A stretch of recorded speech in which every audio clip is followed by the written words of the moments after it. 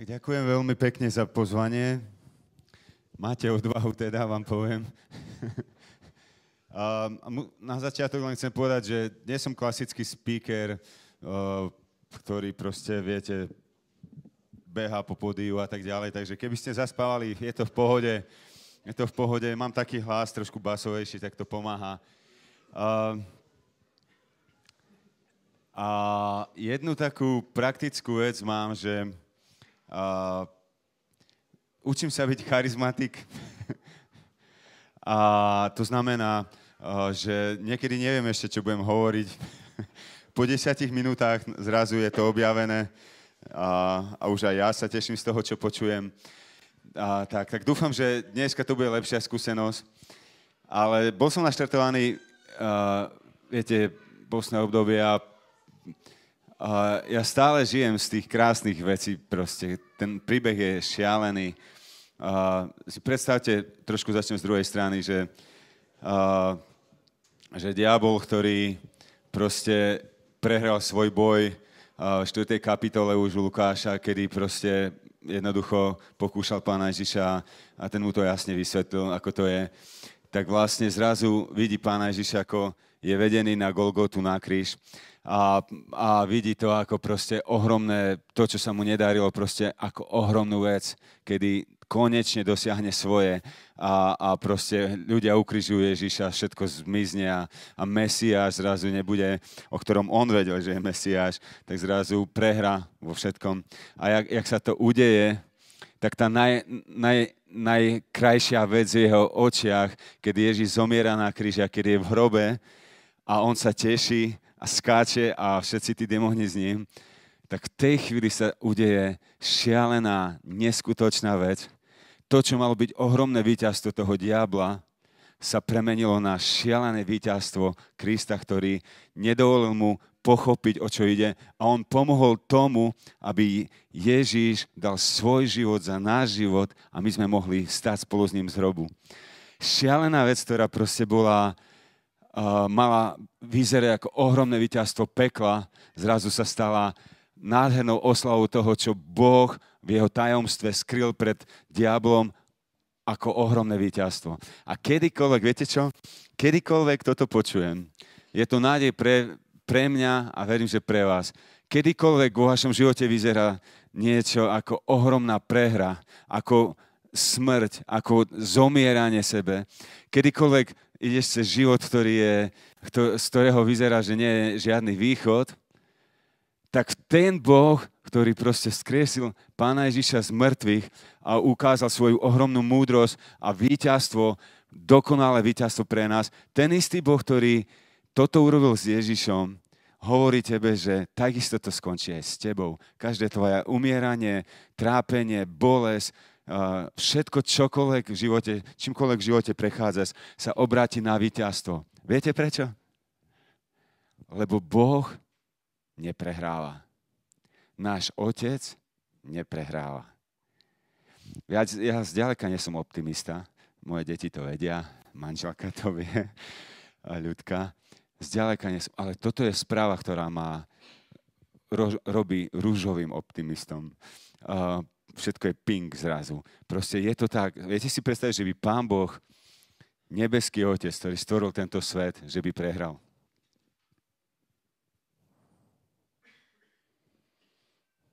Si to predstavte, že Pán Boh prehral. Boh, ktorý slovom stvoril vesmír. Aj vtedy, keď diabol sa zbúril s tretinou anielov voči Bohu, to nebol boj. To nebolo, ako teraz sa to vykresľuje, že boj dobra a zla. Boh nakoniec zvíťazil. On nepotreboval ani jedného aniela na to, aby Boh zvíťazil. Jedným slovom tvorí a berie. Pán Boh je absolútny víťaz. Čiže nádej pre mňa aj pre vás je tá, že Pán Boh nikdy neprehráva. To znamená, ty, jeho dieťa, nikdy neprehráš. Kedykoľvek sa ho držíš, nikdy neprehráš. Môže to vyzerať ako cesta na Golgotu, môže to vyzerať ako umieranie na kríži a nakoniec zvíťazíš ohromne, lebo Pán Boh neprehráva. Tak, to som vám chcel dnes povedať. Amen. Keby nič iné sme nepočuli, To je úplne stačí. A je to pravda, že posledných 10 rokov, teraz budem normálne ľudský, a tak ako som hovoril, nie som kázateľ, ktorý by proste neviem, čo vykresľoval a kázal, ale posledných 10 rokov v našom živote doma to bolo dosť také ťažké. Diablovi sa podarilo zo pár takých vecí. Keď sme prežívali najkrajšie chvíle, také, že Pán Boh nás viedol, zažil som to, jak stojím na lúke a Pán Boh mi hovorí, že tu budeš bývať a proste pozerám holá lúka a hovorím, dobre. A potom manželka Ľudka prišla a povedala, že áno, že prežíva, že máme ísť. Potom deti súhlasili, že áno, môžeme sa sťahovať.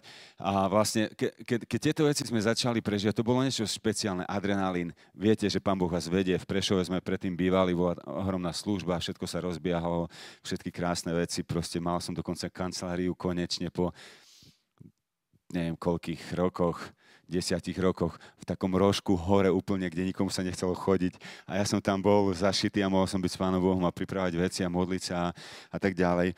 A zrazu dole sme mali na prízemí štúdio, nahrávacie štúdio, pre hudobníka mať nahrávacie štúdio. Viete si to predstaviť? To je takmer nebo na zemi úplne. A kaviarnička, ktorá proste nám fungovala a zrazu Pán Boh ale hovorí, že sa presťahujete, ale my sme to nebrali ako stratu, ale niečo, nové, krásne veci sú pred nami. No a keď sme prišli na ranč a prenajali si chatku 6x5 metrov, tak všetko bolo nádherné a videli sme, ako Pán Boh robí dobré veci, ako rozvíja službu, ale to, čo sa stalo potom, bolo, že tesne predtým Ľudka mala jednu operáciu. Tesne predtým, keď sa doliečoval, tak jej nepovedali niektoré veci, na čo si má dať pozor a čo jej v tele bude chýbať, aké veci a tak ďalej. A vlastne tým, že sme prišli na nové miesto a začali sme slúžiť a pribudla ďalšia služba, vlastne na ranči, keď začali rôzne školy a tréningové programy a tak ďalej, a trebalo to budovať, tak zrazu sme začali prežívať, že niečo nie je v poriadku. Ľudka začínala mať také rôzne stavy, kedy hovorí, že vieš čo, ja neviem, čo to je, ale ja sa cítim, ako keby depku som mala dneska ráno. A proste sa to tak všelijak balilo a nakoniec to bolo až tak zle, že sme po nejakých 7 rokoch sme sa zbalili a sme odišli na 3 mesiace preč. Aj rodinku, deti zo školy sme vypýtali, urobili sme samostatný učebný plán a tak ďalej. A sme si mysleli, že to je len niečo, že sme vyhoreli alebo niečo také, ale nakoniec, aby som to skrátil, ten celý príbeh, to bolo o tom, že Ľudke chýbalo proste nejaká chémia v tele a vlastne to všetko, ako sa nabaľovala stres a tak ďalej, tak ju brala úplne do depresie. A musíte poznať, že vedieť, že Ľudka je žienka, ktorá keď vás stretne, dá všetko preto, aby vás povzbudila.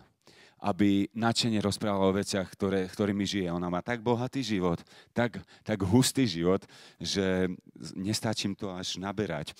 A vytešujem sa z toho, ale proste v tej chvíli, ja som 10 rokov zažíval to, ako ona bojovala deň čo deň so svojimi stavmi, ktoré boli absolútne na dne. A robiť službu a robiť veľké akcie. Rozbiehal sa vtedy Campfest, worship festivály, školy, ako som hovoril. A popri tom sme Timoťáci chodili hrať, viete, keď ideme hrať 50 až 80 krát za rok, to znamená, že každý týždeň aj viackrát hráme, alebo niektorý týždeň veľakrát a kážeme a zbalíme nástroje a popri tom cvičíme a popri tom nahrávame a popri tom máme takú službu, tak vlastne to bolo veľa. A vždy, keď som išiel z domu preč a videl som, že Ľudka bojuje, to bolo ako keby mi dušu trhalo.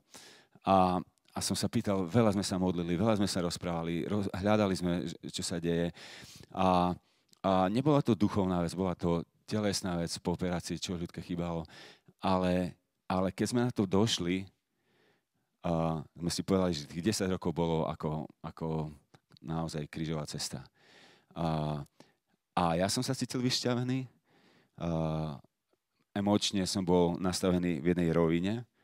Viete, keď potrebujete niekoho zachraňovať, tedy nemôžete riešiť svoje city, ale bojujete, ako zachraňovať manželku, ako ju povzbudzovať, ako ju ťahať. Deti mali svoje časy tiež. ešte mi ma za to kúpiš kavičku aspoň. Ester tu mám, Davida nie. A všetko proste to bolo ťažké. A hovorím to preto, že veľa ľudí v takomto čase urobí nejaký taký postoj v sebe, kde sa zavrie a kde všetko skrie, alebo kde utečie na svoje miesto, utvorí si vlastný svet a nechá všetko proste nejakým spôsobom plávať. Ale ja som vďačný Pánu Bohu, že nám nedovolil ani tam vstúpiť do toho. My sme sa rozhodli denne bojovať za to a denne sa modliť a vyznávať veci, ktoré Božie slovo hovorí. Čiže mám také povzbudenie pre vás. Kedykoľvek to vyzerá tak zle, kedykoľvek idete cez takéto veci svoje, ktoré môžu byť oveľa menšie, ale sú tak dôležité, ako aj šialené iné. Keď ťa bolí zub, alebo či máš rakovinu, vždy to je hrozná bolesť, len sa to všelijak inak prejavuje a má to rôzne postupy.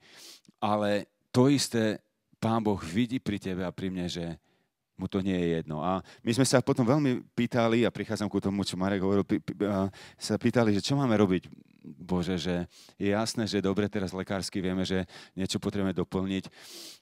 Dobre, vieme, že sme na novom mieste, odovzdal som službu MPK mladším a zobral som druhú, väčšiu, to bolo blbé, ale ako dobre, blbo to znie, tak vlastne zobral som na starosť ďalšie krajiny v MPK a rozvíjame službu ďalej.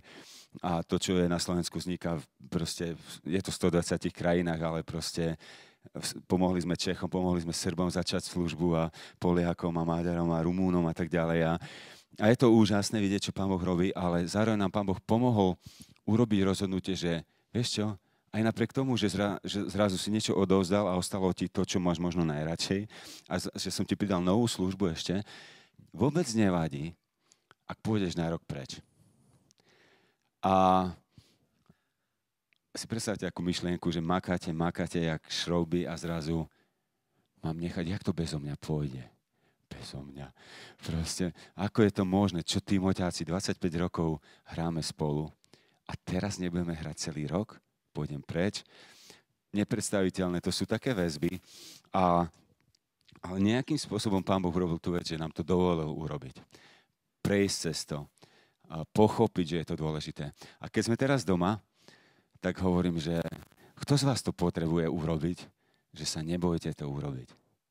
Lebo všetko, čo Pán Boh hovorí, je dobré, kde vás vedie, je dobré. Kedykoľvek urobíte oddelenie sa pre Pána Boha, kde chcete viac ako služba, ako to, čo máte rádi deň čo deň, ako to, čo ste si možno vysnívali. Oveľa dôležitejšie je, že sedíte pri Bohu a počúvate jeho hlas, hľadáte jeho tvár, rozprávate s ním o všetkom, a túto vec Pán Boh premení na úplne nový začiatok. A tak, mali sme hrozne veľa skúseností. Viete, my žijeme tak, že nás ľudia podporujú, niektorí sem tam a niektorí pravidelne. A čiže nikdy to nie je jasné, aké to bude, ale tak sme si nevedeli predstaviť, ako máme ísť preč.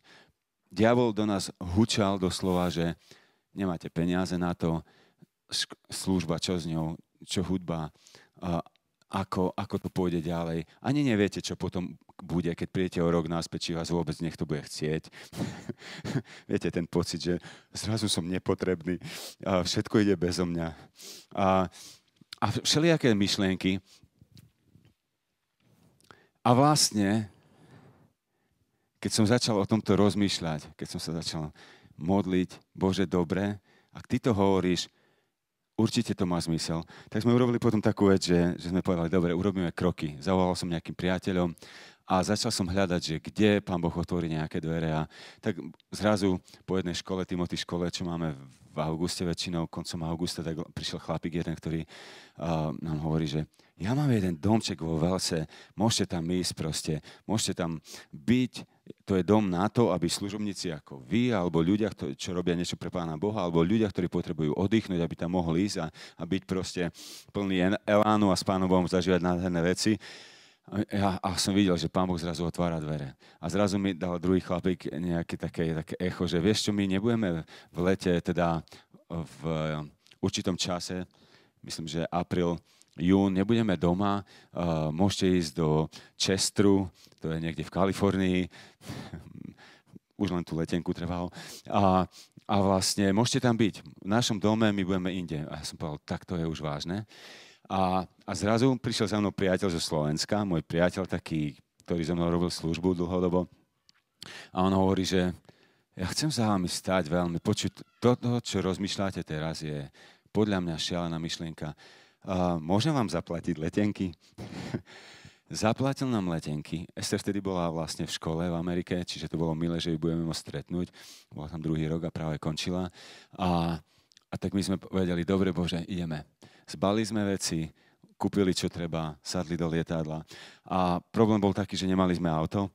Viete, v Amerike bez auta trošku ťažšie sa tam chodí, tie dlhé cesty. A tak sme sa modlili, Bože, tú jednu vec potrebujeme vyriešiť, inakšie sa ani nedostaneme, kde máme byť. Keď som sa snažil niečo robiť, nevidel som nejaké riešenie. A Miňo, môj bubeník, hovorí, že ja som mal taký sen. Ste pristali a prišiel za vami chlapík, nejaký Mexičan v bielom klobúku a proste povedal, že tu je auto pre vás. Vyzeralo nejaké biele a tak ďalej. No a keď som tam prišiel, pristali sme, vychádzame z pásového a tak ďalej a ideme ďalej a nebol tam žiadny Mexičan, nemal žiadne proste sombero, či čo to bolo. Ale bol tam chlapík, ktorý po nás prišiel a hovorí, viete čo? Bol som predšterom u jedných priateľov, tí ma zoznámili s ich priateľmi a tí priatelia hovorili, že máme taký šialený pocit, že kúpili sme nové auto, si teraz staré tu máme, je v dobrom, výbornom stave, ale už sme chceli iné, kvôli iným veciam. Tak rozmýšľame, že ho predáme, ale tak nejak nám na srdci proste viselo, že možno niekto potrebuje na určitý čas auto, že neviete o niekom. A ten Bill, priateľ náš, hovorí, že náhodou viem. A donesli nám auto, zaplatili, čo trebalo, všetko poistky, ale my sme benzín platili, chodili sme s lepším autom, ako máme tu. A bývali sme na mieste, ktoré vyzeralo ako Tatry. Hore bolo proste sneh, veľké jazero, ako na Liptove. Proste krásne miesto. A s domom v Amerike, v Kalifornii pre nás. Tak sme tam s ľudkou sedeli a Dávid bol s nami vtedy ešte. Sme tam sedeli a hovoríme, že asi potrebujeme sa prepleskať, že je to vážne, že je to ozajstná vec. A hovorím to preto, že keď si predstavíte tú vec, že zažívame šialené veci, vyhorení, vyšťavení s citmi mojimi, ktoré boli úplne v jednej rovine, ľudka, kde je skákalo, všetko hore-dole, tak zrazu urobíte rozhodnutie, že ideme inde, ideme hľadať Božiu tvár, čo sa dialo, ako to chce Pán Boh uzdraviť, ako nechať mu priestor, proste staré nech odíde a nové nech príde, ako začať novú službu, aké má pred nami novú cestu a zrazu Pán Boh vám otvorí dvere, ste tam, postará sa o veci. A niektorí ľudia za mnou chodili a mi hovorili, že to len tebe sa môže stať toto. Ty poznáš toľko ľudí a tak ďalej. Nie, nepoznám. A už vôbec nepoznám takých, čo chcú dávať auta a chcú platiť letenky a dajú vám dom. Proste to nie, Pán Boh nemá nejakých favoritov, mňa, Mareka, všetkých vás tu. Proste Boh vidí do srdca a rieši veci. Kedykoľvek v svojom živote zažívaš veci, ktoré sú hrozostrášne a vyzerajú s neskutočným koncom, zlým koncom. Pán Boh vždy robí veci také, že on neprehrá a obratí to na dobre. Akurát čaká na teba a na mňa, že či budeš ten, ktorý mu povie, ty si moje útočisko, ty si ten, s ktorým nezažijem hanbu, nebudem zahambený, lebo očakávam na teba. A viete, druhé slovo hovorí, že tí, ktorí očakávajú na neho, pretože toto hovoria, preto ho vytrhnem. Čiže inými slovami, nech to má rád ten príklad, že hovorí, že vždy sa pridaj na stranu Božieho slova, nie na to, čo city, ľudia a ostatní hovoria. Ak Pán Boh hovorí toto, určite je to pravda, on neklame, nie je zákerný, nie je ten, ktorý by myslel o tebe zlé a chcel ti zlé a chcel ťa poučiť palicou, že takto to bude. A to máš za to. Proste Boh, Otec, ktorý sa stará. A keď si nič nezapamätáte z toho, čo hovorím dnes, tak toto je absolútna vec, že Pán Boh hľadá a pozerá na ľudí, ktorí chcú mu dôverovať, očakávajú na neho, chodia s ním a potom naberajú aj nové síly a idú ďalej. Pre nás to bol šialený čas. Ja som sa ešte nedostal ku tej svojej kázni, ale už sa blížim.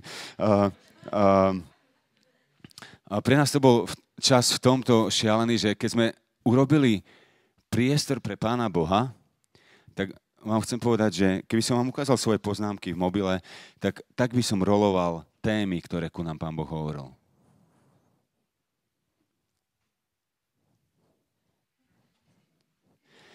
Na každú tému, keby som klikol, tak by sa ukázalo kopec popísaných vecí. Kľudne by som mohol knihu písať. My sme ráno stáli a hovorím Ľudke, počuj, ja som mal takýto sen. Doma snívam, ale nikdy si nič nepamätám. Tam som proste stál a hovoril som Ľudke, a hovorí, super, začali sme sa modliť, toto vám Pán Boh hovorí. Pozreli sme si film, Netflix otvoríme o 2:00 po obede, lebo čo budete robiť o 2:00 po obede však. Čiže otvoríme Netflix, pozrieme si film. V živote by na Slovensku nenapadlo pozerať nejaký taký film, nejaký seriál, to bol dokonca. Ťukli sme, skončil, neviem koľko to malo, 35 minút, 40-35 minút. Pozerali na seba, hovoríme, OK, tak poďme sa modliť. O 5:00 ráno vstal som, otvorím Božie slovo, pozriem a už som si písal poznámky.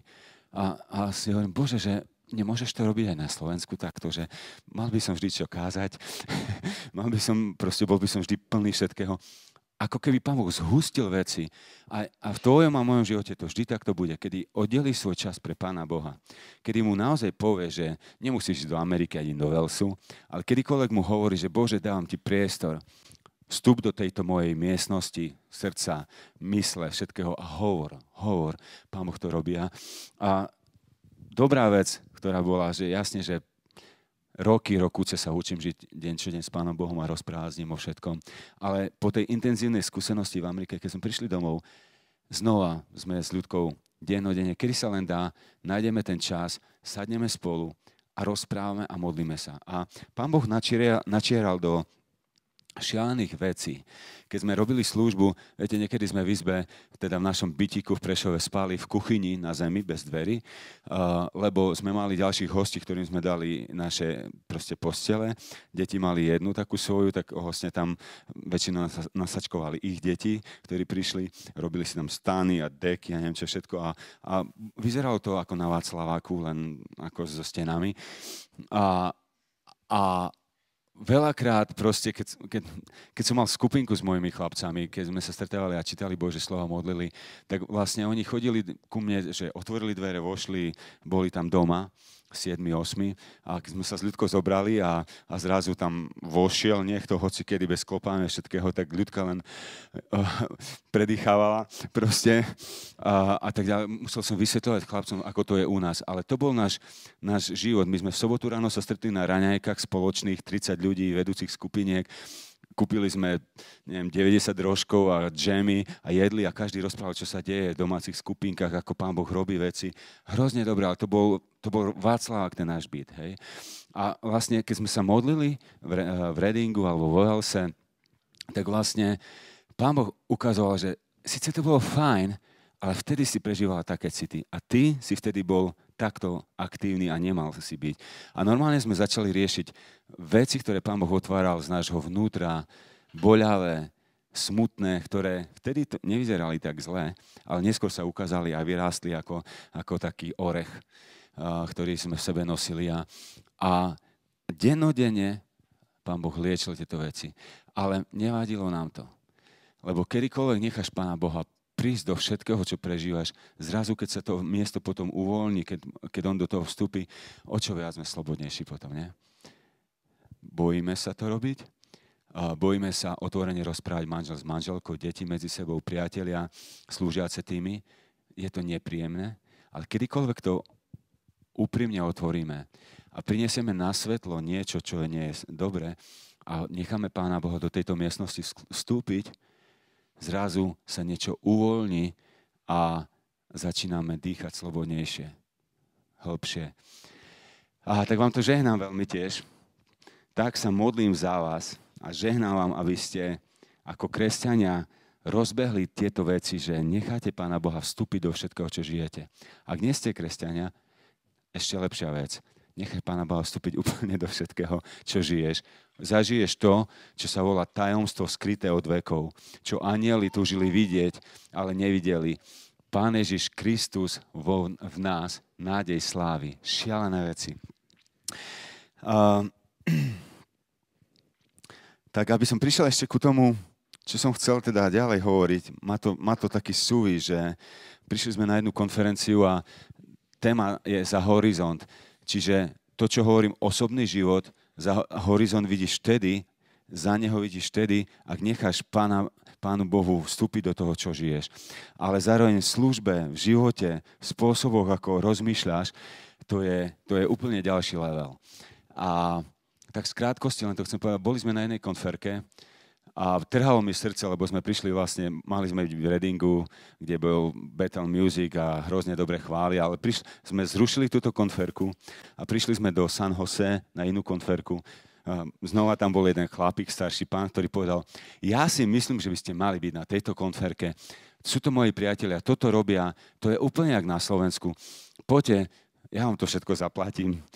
Normálne nám zaplatil takú konferenciu, že sme nechápali proste, aké to dobre bolo, aj kvalitatívne a tak. No ale problém bol, nie že problém, radosť bola, že keď sme tam došli, bolo tam možno len 250 ľudí, hrozostrašné chvály, to vy ste Bethel oproti tým chválam tam, alebo ja neviem, ako to nazvať. Toto keby mali, ako vy ste hrali, oni by tam tancovali napríklad. Nie ako my tu, hej, ale mali také dobré srdce, že vôbec mi nevadilo tých 6 piesní za 4 dní, ktoré viedli ráno, po obede a večer. A s tým istým rytmom a s bubeníkom, ktorý mal svoj štýl. A pre hudobníci chápeme, čo hovoríme, hej. Čiže, ale bolo tam 250 ľudí, skvelé srdcia vršipákov a potom človek, ktorý je z kráľovskej rodiny na Havaji, doktor, ktorý prijal víziu, že Pán Boh cez neho chce zmeniť celú nemocnicu. Zozbíral tým ľudí, adoptovali si duchovne nemocnicu, začali sa modliť a Pán Boh začal meniť všetkých ľudí, personál, modlia sa za uzdravenie v nemocnici. Celá nemocnica je tak známa, že sa chodia učiť, ako sa to robí. Kresťania učia druhých, ako viesť nemocnicu. Potom bol tam chlapík, ktorý Pán Boh mu povedal, že má ísť na ulicu, na hlavnú križovatku Mexico City, nejakom regióne teda, a má sa 21 dní tam postiť. Bývať v stane a postiť sa za toto mesto. Šialené, obrovské mesto, tá oblasť, ten región bol obrovský. Tak on poslúchol, išiel tam, volal sa Pončo, obyčajný chlapík, Pončo, obyčajný chlapík, kazateľ, sadol tam, študoval Božie slovo, modlil sa, prihoral za všetky možné veci a zrazu za ním začalo chodiť kopec ľudí. Hovorí, za 21 dní 4 000 ľuďom slúžil. Tam nebolo všetko, prišiel za ním primátor a hovorí, že vieš čo, tá naša väznica, 3000 väzňov, je najväčší drogový kartel, aký je v tejto krajine proste. Stáde to všetko ide. Tam sú bosovia, ktorí my nevieme, čo s tým robiť. Ak nám pomôžete, kresťania, urobím, čo sa len dá. Pončo sa modlil, Pán Boh mu dal na srdce, že áno, prišiel s nápadom, s vecami, ako majú robiť. Nábehli do väznice. Teraz tá väznica má podľa jeho slov 3000 veriacich. Väzni nechcú ísť domov. Hovoria, že nikde v živote také niečo nezažili krásne, ako tam vo väznici. Ja som si spomenul na piesen, raz dávno sme písali, že menení krčím na Božie domy a dačo také. Dačo s väznicou tam bolo asi tiež. A keď som ho počúval, on prišiel za nami, potom s ľudkou, modlil sa za nás. Obyčajný chlapec, myslím, že keď sme ho zavolali, je tu. Proste jednoducho také srdce obyčajné má. Potom mi dokonca volal, keď som neskôr bol, hovorím, že masaker. Proste človek, ktorý teraz chodí ku primátorom a vedúcim starostom a tak ďalej v oblastiach a radím, ako zmeniť okolie, čo sa dá a modlia sa, hľadajú. Potom hovoril o tom, ako sa modlili za manželku prezidenta a teraz neviem, či na Haiti alebo na Tahiti. Haiti a uveril a krstil ju. A tým pádom získal dôveru proste tam. Ďalší chlapík, Francis Oda sa volá, architekt, ktorý proste Pán Boh mu dal na srdce, že on môže budovať jednotlivé regióny od začiatku. A vyhral rôzne súťaže, začali za ním chodiť miliardové ponuky proste. Jeho sen je, nie je to taký duchovný, a jeho sen je urobiť takéto okolia, také sídliska, takéto veci, postaviť, aby každý z ľudí sa cítil ako Božie dieťa a mal tam všetko, čo tam má byť, aby to bolo zdravé, bezpečné a tak ďalej. Šialené projekty, Max, budete na internete, Francis Oda. On je, myslím, tiež z Haiti, alebo z Tahiti, neviem, už teraz tam bolo viac ľudí z tej oblasti. Ďalší chlapec hovorí, že modlil sa, Bože, ako si ma chceš použiť? A zrazu tam prišla taká myšlienka, že ty si výborný dizajner, začni robiť fashion, ako trička, oblečenia a tak ďalej. A zamestnal kresťanov, nastavili stratégiu, začali sa modliť, ako to robiť, za kreatívne myšlienky, za kreativitu, a za materiály a tak ďalej. Pán Boh si ich neskutočne používa. Ľudia, ktorí chodia do ich obchodov, sa pýtajú, to je tak iné ten dizajn, ktorý tu máte, tak iné veci, ktoré robíte, jak to je? A nič tam nebolo kresťanské, žiadne krížiky a neviem čo všetko. Proste jednoducho vyzeralo to normálne, ale kvalitne. A oni hovoria, viete čo? Toto na tomto tričku, zámer je taký, išlo vlastne o to a vysvetlil evanjelium na základe toho trička. Modlí sa za človeka, človek uverí a ide za Bohom. Proste takéto skúsenosti hovorili. A to som veľmi rýchlo spomínam, ale krok za krokom ľudia, ktorí boli obyčajní ľudia zažívali ohromné veci, lebo povedali Pánu Bohu, vstup do mojej miestnosti, naplň kreativitou. A teraz, my sme tu, nie všetci ste na pódiach často však, nie každý z nás sme známi ľudia nejakí, nie sme na obrovských vplyvných miestach, ale to, čo chcem priniesť teraz, je to, že ty a ja môžeme pozerať za horizont, ale nie našimi očami, čo by som mohol v živote robiť. Ale Bože, jak ty to tam vidíš tam? Ako chceš toto naplniť cezo mňa? A hovorím to preto, lebo a to je gro, čo chcem povedať. Pán Ježiš Lukášovi do 9. kapitoly, ako keby mal jednu takú stratégiu, že dobre, učeník, jeden, druhý, tu vyhnal démona, tam uzdravil niekoho a tak ďalej. Ale zrazu v 9. kapitole u Lukáša vidíme, že zrazu zmenil stratégiu. Zobral 12 učeníkov a hovorím, pôjdete tam, kážte evanjelium, uzdravujte, oslobodzujte od démonov. Oni prišli nadšení. V 10. kapitole zobral 72 už a poslal ich a hovorí, že choďte tam, hovorte, požehnajte ľuďom, pokoj vám. Inými slovami hovoril, majte ich radi, vážte si ich, žehnajte im, chcite to najlepšie pre nich. Proste koho stretnete, pre nás by to znamenalo, koho stretnete, aj svojho suseda, aj nepriateľa, žehnaj mu najlepšie, lebo je to tiež Božie dieťa. Aj keď možno nevie, že má Otca v nebesiach, ale Pán Boh ho miluje. Choďte, hovorte, pokoj vám. A potom čo? Drzo tam kľudne ostaňte, jedzte. Ale nie preto, aby jedli, alebo keď spolu jeme, tak zrazu je to obecenstvo. Keď sadneme do kaviarničky, alebo keď sa rozprávame a dáme si niečo, je to prirodzené miesto, kde všetci sme radi a proste nám to vyhovuje. Niekomu viac, niekedy menej, niektorým kavičkárom až veľmi. A potom im hovorí, no a potom sa spýtajte, aká je ich potreba. Uzdravujte, vyháňajte démonov a potom hovorte o Božom kráľovstve.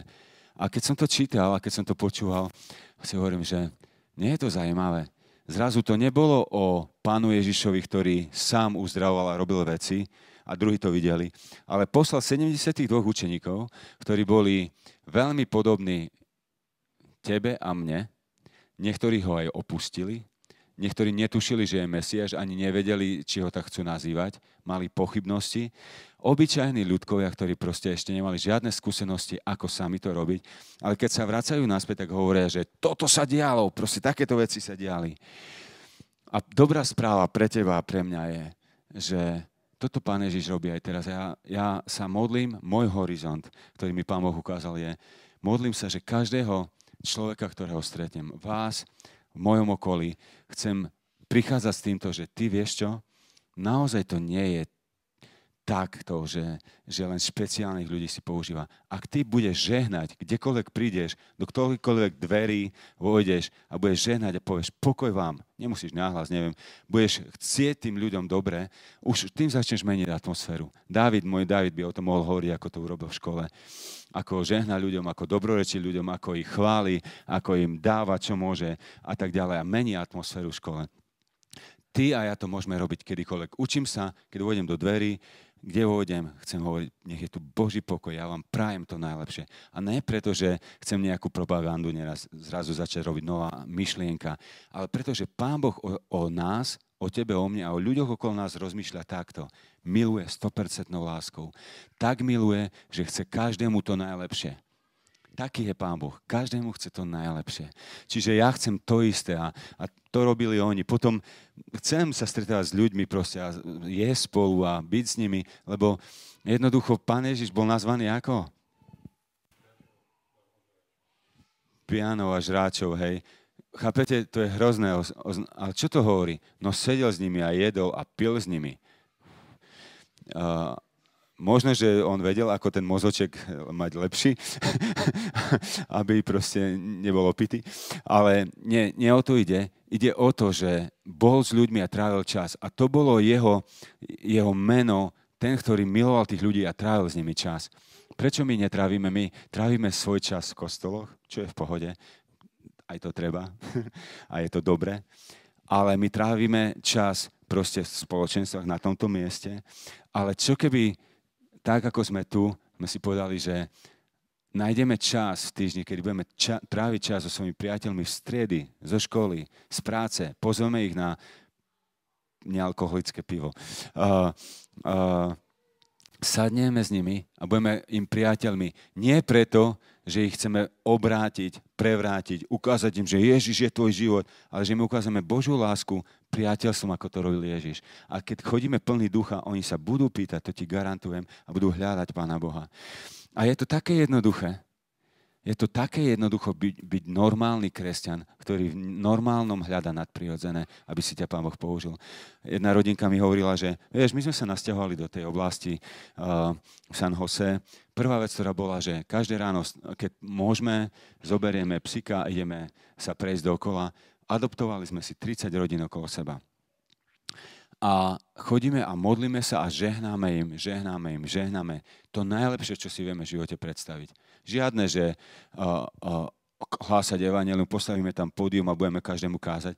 Chceme ich ukázať praktickú lásku, milovať. Nie sme evanjelisti, nie sme neviem kto, ale milujeme žehnať ľuďom. A mali tam suseda, ktorý mal na bráničke napísané, že niečo v tom zmysle, dajte mi pokoj, nedávajte mi tu žiadne letáky, nezvonte mi tu, nepotrebujem nikoho, chcem mať sám pre seba tento dom. Niečo také, hej. A raz vybehol oproti ním, po 3 mesiacoch, myslím, zastavil ich a hovorí, že počujte, kto ste? Kto ste vy dvaja? A váš pes.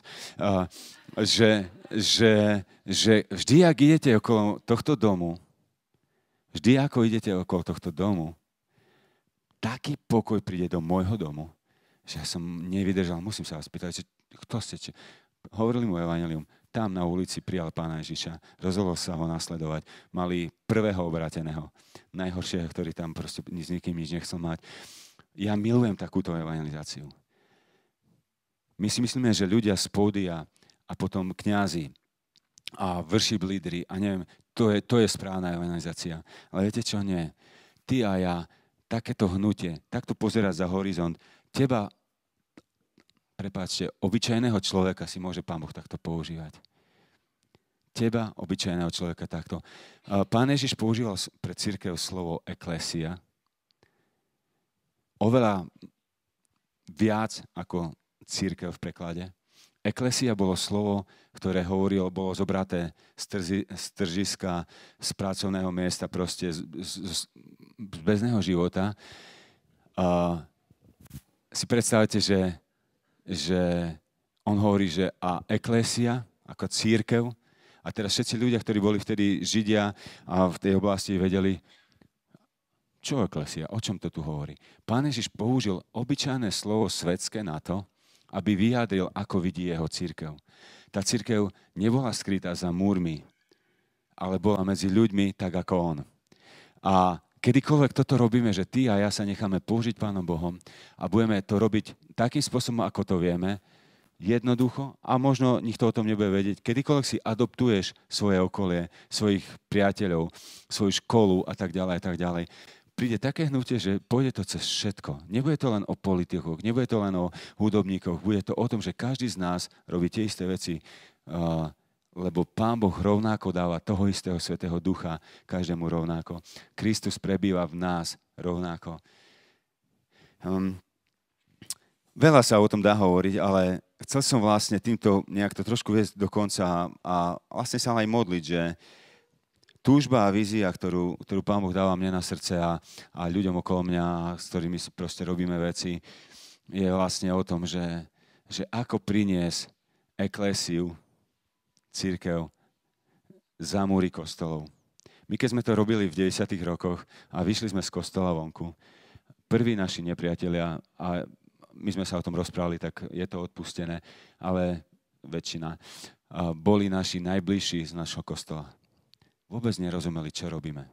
Prečo robíme? Však po komunizme nikto nerobil nič vonku. Všetko sa robilo v kostole. Nestačí vám kostol? A my sme hovorili, áno, to je náš domov. Tu chceme byť, tu budeme chodiť, tu sme členmi, čokoľvek. Ale to je naše pôsobisko. A ťažko nám bolo vysvetliť to, čo mi povedal chlapík jeden, ktorý hovorí, že my sme v Argentíne mali prebudenie. A cirkvi sú plné. Je to preplnené. Ale nič nebolo zmenené bežnom živote. Naše okolie ostalo rovnaké, len cirkvi sú plné. A sú tam obratení ľudia, ale všetko ostatné ostalo rovnaké. A my sa modlíme teraz, že chceme vidieť prebudenie s transformáciou, prebudenie s premenou. To, že teba a mňa Pán Boh bude používať tak, že na tom svojom maličkom miestečku Pán Boh bude meniť veci. A ono sa to dá. A ja hovorím proti každej nevere, proti všetkému, čo diabol hovorí do tvojho a môjho srdca, to nefungovalo a nebude. Ja hovorím, že nie, mene Ježiš, nech je to preč. Ty si takisto požehnaný človek a zmocnený ako ktokoľvek iný.